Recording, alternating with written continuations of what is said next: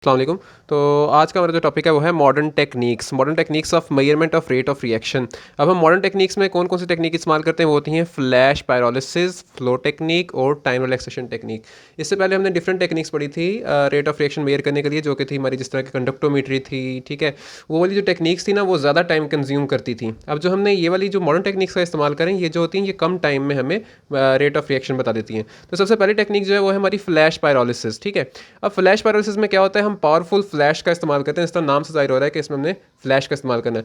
Powerful flash illuminates from photo flash to reaction vessel. सबसे पहले आप लोग ना ये समझें कि हमारे साथ मतलब जैसे जैसे ये पॉइंट्स है ना, इन पॉइंट्स के साथ साथ मैं आपको डायग्रामेटिकली भी बता देता हूँ कि क्या क्या हो रहा है।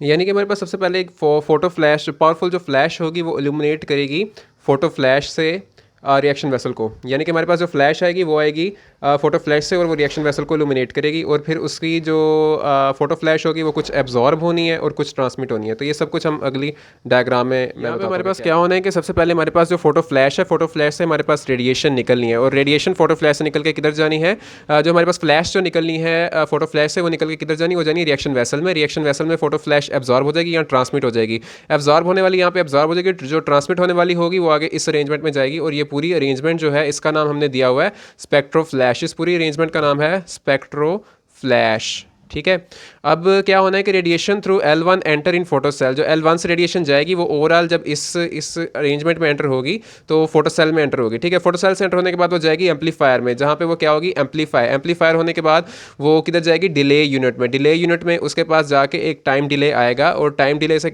आएगा, और टाइम डिले के बाद उस रेडिएशन ने डिले यूनिट से किधर पहुँचना होता है, स्पेक्ट्रोग्राफ पे। ठीक है, जहाँ पे उसने स्पेक्ट्रोग्राम बनाना है, अपना स्पेक्ट्रम बनाना है उसने। ठीक है, ओवरऑल मैं क्या बताता हूँ कि हमारे पास जो फोटो फ्लैश है वहाँ से फ्लैश आनी है, यहाँ पे फोटो फ्लैश से फ्लैश आनी है रिएक्शन वेसल पे। यहाँ पे कुछ ट्रांसमिट हो जाएगी, कुछ एब्जॉर्ब हो जाएगी, और रेस्ट जो होगी ट्रांसमिट हो जाएगी। जो ट्रांसमिट होने वाली होगी L1 से जाते हुए फोटो सेल में एंटर होगी। फोटो सेल से उसने एम्पलीफायर में जाना है, एम्पलीफायर के बाद उसने डिले यूनिट में जाना है, और डिले यूनिट से होते हुए उसने फिर एंड में जाके हमें क्या ऑब्टेन करवाना है, यानी डिले यूनिट में क्या आना है, डिले यूनिट में उसमें डिले आना है। ठीक है, डिले यूनिट ने टाइम डिले इंट्रोड्यूस करवाना है, ताकि जब रेडिएशन वापस जाएगी तो उसने यहाँ पे जाके हमारा एक स्पेक्ट्रोग्राफ बनाना है वापस जाने के बाद। ठीक है, तो ये था हमारा ओवरऑल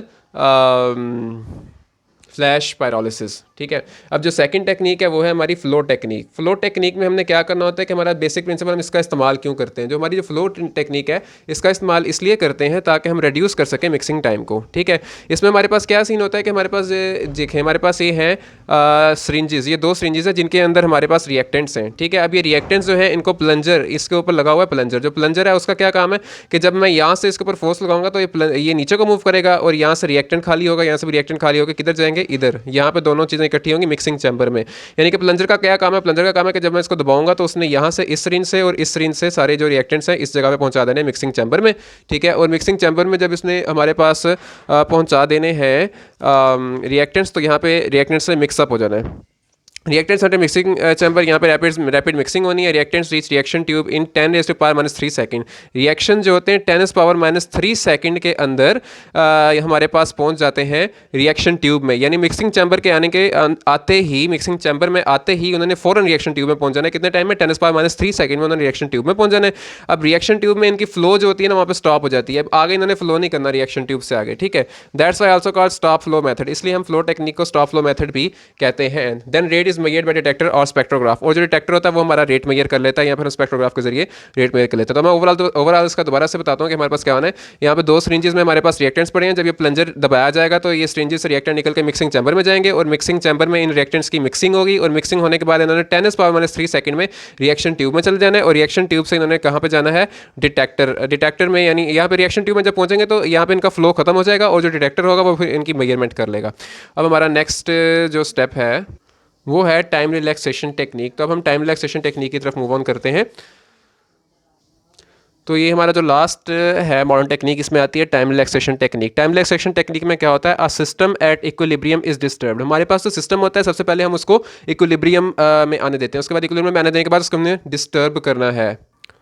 तो हमारे पास जब इक्विलिब्रियम अचीव हो जाता है, हमें उसको डिस्टर्ब करना है। डिस्टर्ब हम कैसे कर सकते हैं? हम उसका टेम्परेचर जंप करा सकते हैं, प्रेशर जंप करा सकते हैं। यानी हमने या तो उसका टेम्परेचर चेंज करना है या तो हमने उसका प्रेशर चेंज करना है, ठीक है। अगर हम टेम्परेचर चेंज करवाने के लिए हम क्या यूज़ करते हैं? A spark is produce to reduce reaction time from 10⁻⁻⁹ to 10⁻⁻12 second. यानी कि हमने एक स्पार्क प्रोड्यूस करना है जिसकी वजह से हमारा रिएक्शन टाइम रिड्यूस हो जाएगा। किसके जरिए? एक स्पार्क के जरिए रिएक्शन टाइम हमारा रिड्यूस हो जाएगा 10⁻⁹ से 10⁻12 सेकंड में तक, ठीक है।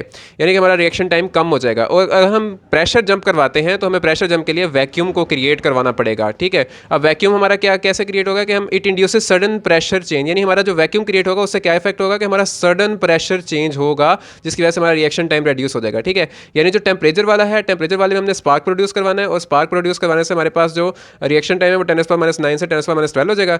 और हमारे पास अगर हमने प्रेशर जंप करवाना है तो उसके लिए हमें वैक्यूम क्रिएट करना पड़ेगा और वैक्यूम क्रिएट करने से हमारे पास रिएक्शन टाइम रिड्यूस हो जाएगा, ठीक है। अब रिलैक्सेशन टाइम क्या होता है? रिलैक्सेशन टाइम वो टाइम होता है जो कि डिस्टर्ब सिस्टम को चाहिए होता है वापस इक्विलिब्रियम में आने के लिए। हमने तो डिस्टर्ब किया, हमने कैसे डिस्टर्ब किया? हमने एक तो या तो स्पार्क प्रोड्यूस किया, स्पार्क प्रोड्यूस करने से हमारा टेम्परेचर चेंज होगा जिसकी वजह से रिएक्शन टाइम कम हो जाएगा, ठीक है। या तो हम क्या करेंगे? हम प्रेशर जंप कराएंगे। अब प्रेशर जंप से क्या होगा? जब हम प्रेशर जंप करवाते हैं तो उसके लिए हमें वैक्यूम क्रिएट करना पड़ता है, ठीक है। उस वैक्यूम क्रिएट होने से भी हमारे पास जो रिएक्शन टाइम है वो रिड्यूस हो जाएगा, ठीक है। यानी कि हमारे पास हम डिस्टर्ब कर रहे हैं सिस्टम को, तो सिस्टम को वापस इक्विलिब्रियम में आने के लिए कुछ ना कुछ टाइम चाहिए होगा। वो टाइम जो होगा वो होगा रिलैक्सेशन टाइम, ठीक है। तो this mayor time gives rate of reaction. तो वही जो रिलैक्सेशन टाइम जो होता है उसको जब हम मेयर करते हैं तो उसके जरिए हम रेट ऑफ रिएक्शन फाइंड कर सकते हैं। T=1/T, ये हमारे पास फार्मूला होता है रिलैक्सेशन टाइम मेयर करने का। तो ये था आज की वीडियो का हमारा टॉपिक कि हम मॉडर्न टेक्निक्स के जरिए कैसे मेजरमेंट कर सकते हैं रेट ऑफ रिएक्शन की।